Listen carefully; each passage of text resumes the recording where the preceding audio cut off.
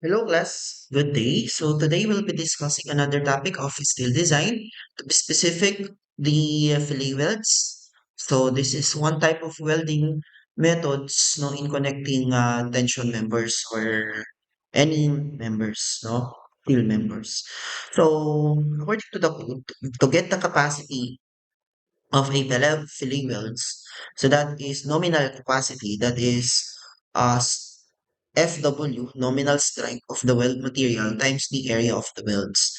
So let's say you want to connect two members, two tension members, then you want it to connect through welding materials. So you have to weld it here, okay, and then you want to weld it here, both sides.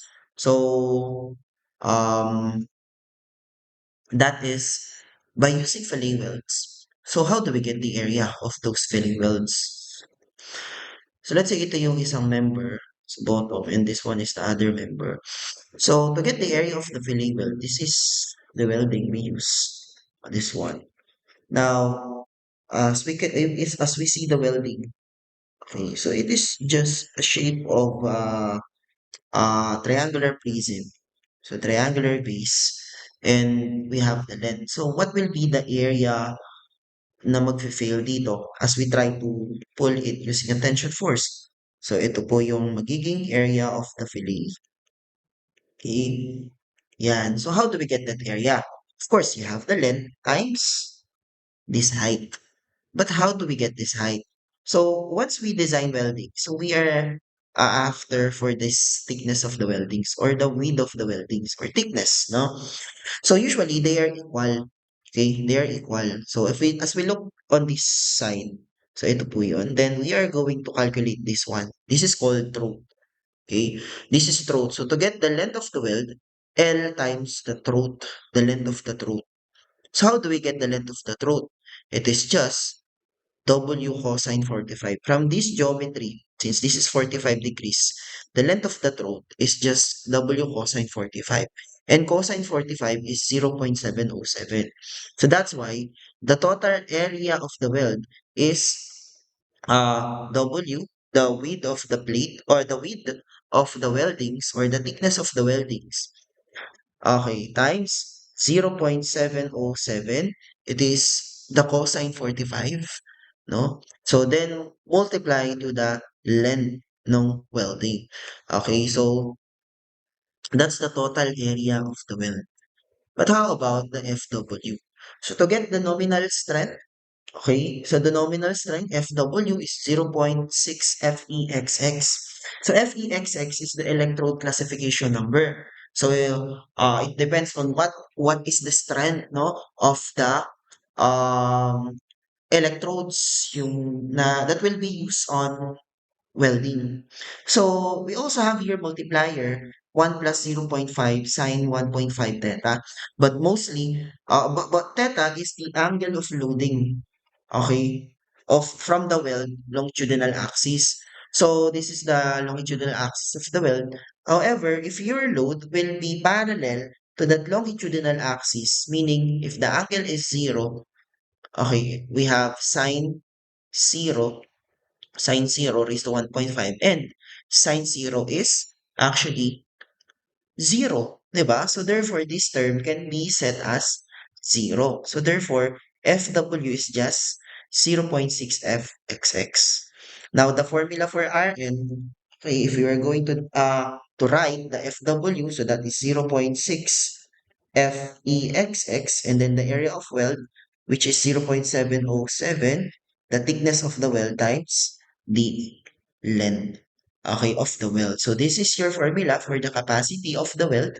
So multiply to reduction factor 0.75 for LRFD and divided by 2.0 for ES. Okay, so let's try to solve problems regarding the welding. So determine the fillet size.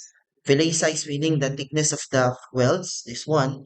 So for of the lap show to develop the full strength of the connection using A36 steel. So we want to develop a full strength of the connection, meaning whatever be the governing tension force here through yielding and rupture, that should be equal to the capacity of your weld strength. Okay. So first, in if for us to have a full developed strength, okay, full developed strength. So this is the design of the thickness of the welds to be used. So for us to identify that, first thing to do is to identify the capacity of the tension member ng plate. Okay, so di ba we have limit states of the plate, we have tensile and rupture. So you have to check that. Okay, so for tensile, so we have PN, the nominal capacity for tensile, FYAG. So we solve the area of gross of this plate. So anyway, we are going to use plate here. This is given. So 250 by 13, meaning 13 is the thickness of the plate. Okay, so we multiply 250 times 13. Okay, so 250 is the width of the plate. Okay, so we have 13 times 250. So that is equal to 3,250. Now we get the yielding nominal capacity in terms of yielding. So we have Fy times the area of the gross. Fy for A36 is 248 megapascal. You multiply it by area of gross, then times 10 raised to negative 3, so that it will be in kilonewtons.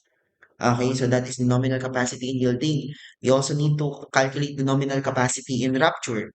Okay, so for rupture, so the nominal capacity in terms of rupture is FUAE. So therefore, we have to solve the effective net area. Okay, so the effective net area is equal to shear log factor times the net area. However, for a tension member connected by welds, the net area is just equal to the area of the gross because we don't have any hole here. Okay, walang butas yung ating tension member. So area of net is equal to the area of the gross. But what is the shear log factor? Now, for a welded connection, you have to look no for the cases, no. So we have four cases here. So you have to recall the cases of the shear log factor for welded connection. So which was presented on lecture uh one tension members no by welding connection. So anyway, this is under case number three. Okay, for shear log factor. So case number three, no?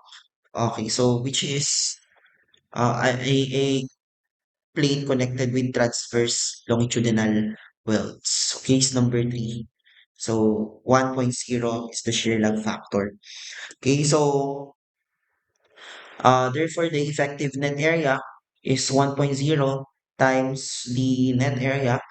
So we have 3,250. We can now calculate, guys, the nominal capacity in terms of rupture. We have FUAE. FU for A36 is 400 megapascal. So AE is 3,250.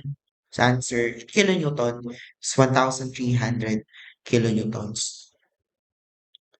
So we can now identify the LRT tensile capacity. So for yielding, we have to multiply it by reduction factor of 0.9. So the answer here is 725.4. For rupture, we have to multiply this by 0.75. So the answer here is 75. Then you select the smaller value between these two. So of course, this one is the governing capacity. So this capacity will be used on the design of the welds. Okay, the design of the thickness of the filling welds. So take note, we discussed earlier the capacity of the filling welds. So anyway, the reduction factor, no, for the filling welds is 0.75. It was mentioned earlier. No, so FWAW. So FW is um 0.6 of FEXX, and then reduction factor is 0.75. AW is 0.707 thickness times L. So what is FEXX? So FEXX is the strength of the weld. So it was not given on the on this one, but kita yan sa figure. So this one is E70. So what do we mean by 70? So that is the FEXX or the strength of the electrode. So 70 is 70 KSI. So all you have to do, since we are using English system units, all you have to do is to, sorry, SI units, where all you have to do is to multiply this by the uh, 6.9 so that it will be in megapascal. So FEXX is 483 megapascal. Okay, so that is the strength of the welds. So let's just substitute. Again, we are just going to equate the capacity of the welds to the capacity of the tension member to develop the full strength of the connection. Okay, so that's the definition of to develop the full strength of the connection. You equate the capacity as a tension member to the capacity of the fillet welds. So you equate this. So we have 725.4. So we convert this to Newton because the right side of your equation is in newtons. Okay, so okay, the reduction factor 0.75.6 FEXX, that is 70 times 6.9 para maging megapascal. 0.707. So ito yung cosine 45. But we are not going to use cosine 45 now. So just use 0.707 times the thickness and then the length of the welds. So how do we identify this length of the weld? So the length of the weld is this one. Okay, so since ito, okay, so if you have a number there, so that defines the length of the welds. Okay, this also defines the length of the welds. So therefore, we have two length of the welds. We have two welds here, which will fail eventually. Okay, so this one and this one. Okay, so that's why we have to multiply this. You can just put here 250, 500 since we have 2 na 250 or just multiply it by 2. Okay, so multiplying it by 2, then solving 40, okay, will give us 9.441 millimeters. So we have to round it up so that it will be safe. Okay, so round up, so we have 10 millimeters. Okay, so that is the thickness of the fillet welds using LRFT. How about AST? So for AST, you don't have to recompute this and this one, but we have to get the AST tensile capacity because we have different safety factor for AST. Now for yielding, so the safety factor for yielding, safety factor for that is you have to divide by 1.67. So the answer is 482.65. Now for rupture, you have to divide the rupture, you have to divide by 2.0. Okay, so the answer here is 650. Just select the smaller value. Okay, so this one converts. So that will this value will be used for the design of the thickness of the weld using the AST. So we use the same formula, but again, sorry, we use the same formula, but instead of reduction factor, it should be the safety factor. Okay, so we use this as a substitute here and then we use the reduction factor of 2.0. So same FW, 0.6 FEXX, and same of area of the weld, 0.707 thickness times the length of the welds. Okay, so let's substitute. So we have to develop the full capacity, you have to use this. So, sorry, it should be 482.635 times 10 raised to 3. Okay, not 650.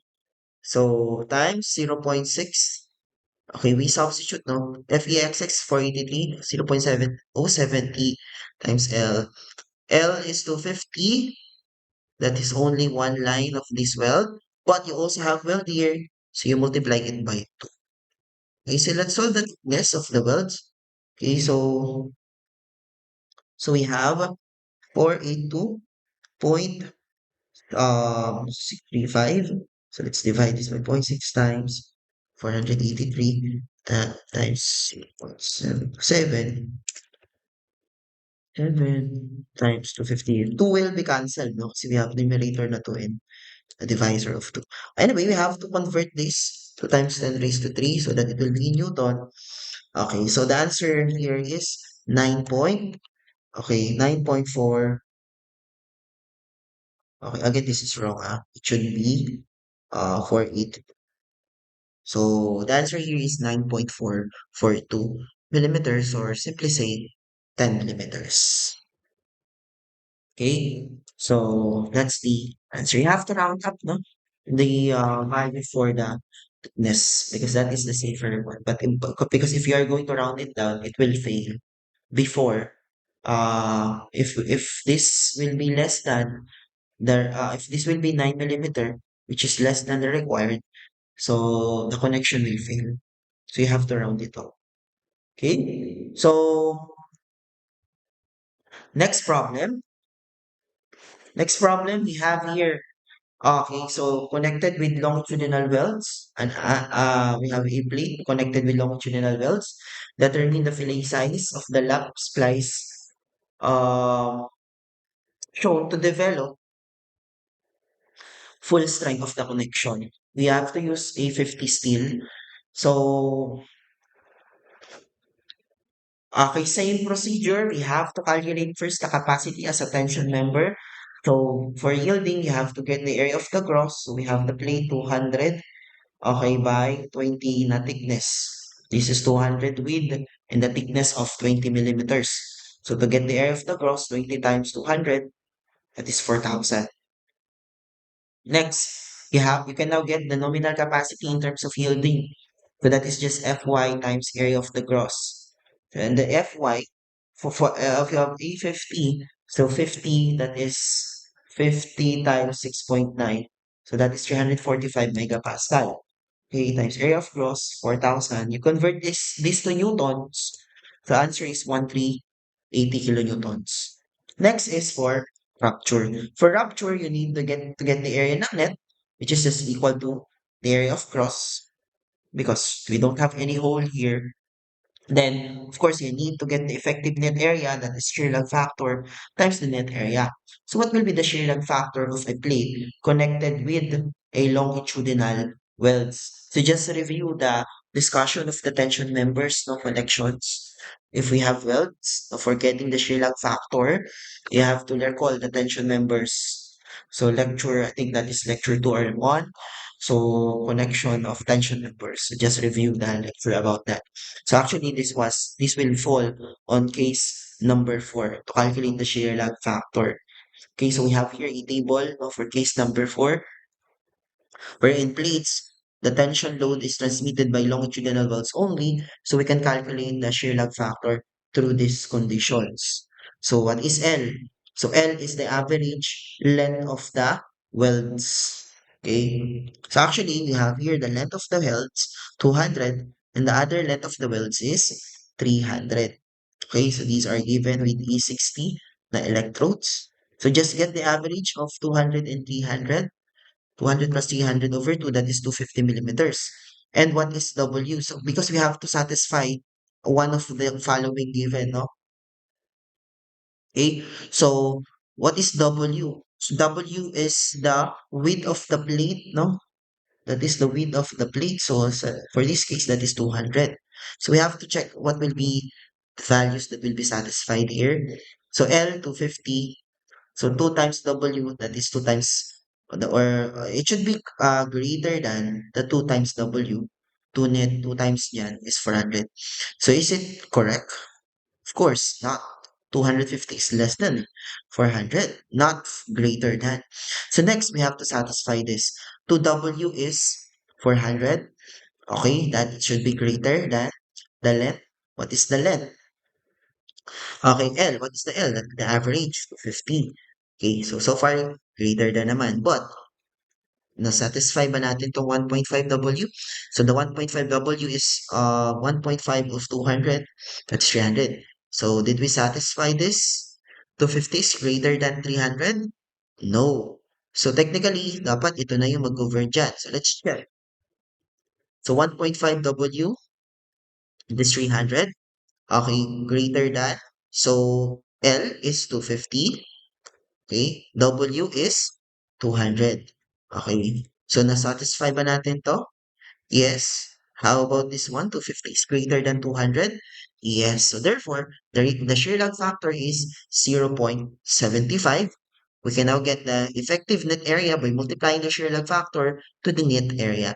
Shear lag factor, 0.75 times 4,000, okay, of the net area. So the effective net area is 3,000 square millimeters.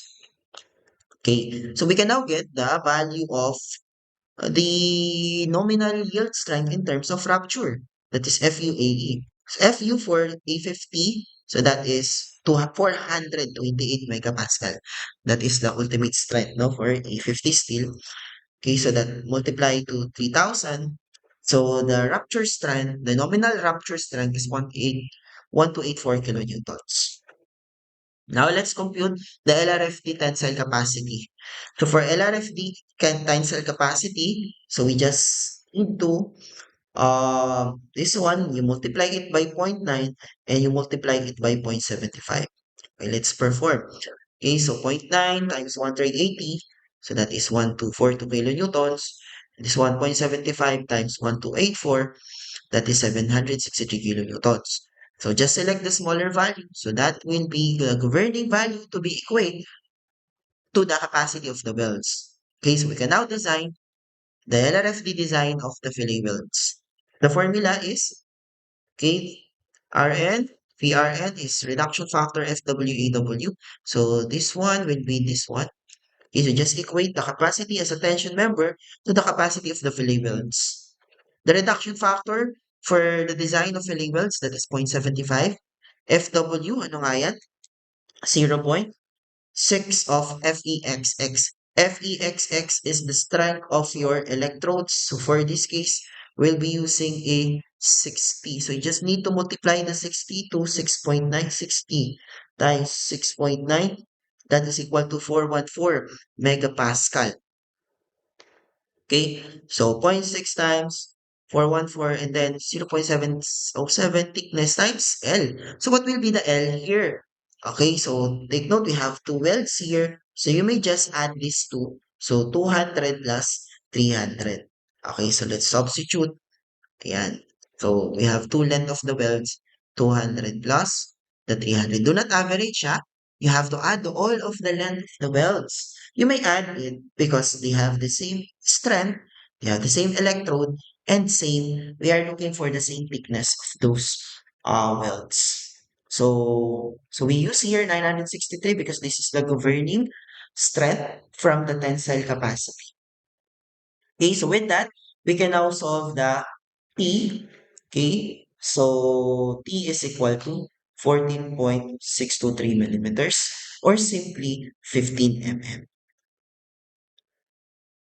Okay, so that's the answer for the LRFT fillet, thickness of the fillet weld, 15 mm. So, how about for the ASD? For ASD, so you don't have to calculate this again. So, just get the ASD tensile capacity using the calculated nominal strength. So, for the yielding, you have to divide it by 1.67, and for the raptor, you have to divide this by 2.0. Okay, let's do this, no? So, 1380 divided by 1.67, that is 826,347. Okay, so 1284 divided by 2.0, 642. Just select yung smaller value between the two. Obviously, this one prefers. Just equate this to the AST capacity of the fillet welds. Okay, so we need the safety factor for the fillet welds ASD. So the safety factor is, since the yielding is rupturing, so you always use 2.0, no? For the ASD. For LRFD, we use 0.75. Okay, so with that, FW is 0.6 FEXX, area ng weld is 0.727 P times L. So the safety factor is 2.0. Again, the total length is, just add all the welds. So we multiply this. So the governing Rn here times 10 raised to 3 times 0.6 FEXX and then 0.727 times the total length of the welds, okay, which is 500 over the safety factor 2.0. So the answer of the thickness here is 14.623, or simply 15 millimeters. So almost the same, usually almost the same yung thickness from LRFD, okay, and the thickness from ASD, mostly, no? Okay, so that's it, no, for the design of the welds. First thing to do is just to calculate the tensile capacity in terms of yielding and rupture. Then afterwards, you equate that capacity, okay, the LRFD or ASD, to the capacity of the fillet welds. And then solve for the thickness. Okay? So, okay, so next, number three. Okay, for the analysis naman, so we're going to analyze welded connection. So, meaning the thickness of fillet weld is already given. So, this refers to the thickness now. So, we have here the thickness, the length of the length of the welds, and then the electrodes. Okay, so we're going to calculate the capacity of this one, and then you'll just add this capacity so that we can get the total capacity in terms of the actual. Okay, so how do we solve its capacity? Okay, so since they have different length and thickness, we solve it separately and later on we add. But anyway, the question pala here is the demand capacity. What is the demand capacity ratio? When we say demand capacity ratio or DCR, it is just the demand. Okay, demand over the capacity. Okay, for LRFD, the demand is the factored load or yung PU or yung tension force dito. For the capacity, that is the capacity of the welds, VRN. Okay. For ASD, that is the PA. Okay. Or RA, pwede rin RA, pwede din to RU. Okay, but basta it means the force applied here. And then the capacity is the RN divided by the safety factor. So that is just the demand capacity ratio. Okay, so let's calculate first the capacity before the demand, no? For the capacity, nominal capacity of the fillet welds with the formula, the nominal, no, we don't have to multiply it by the reduction factor. The nominal is 0.6 FEXX. Now for the first one, so this is the first one, and then the second one, we just have to add that. Okay, FEXX times 0.707 thickness ng welds times the length. Okay, so we are going to use E70. Okay, so or times mo lang sa 6.9. So that is 483 megapascal.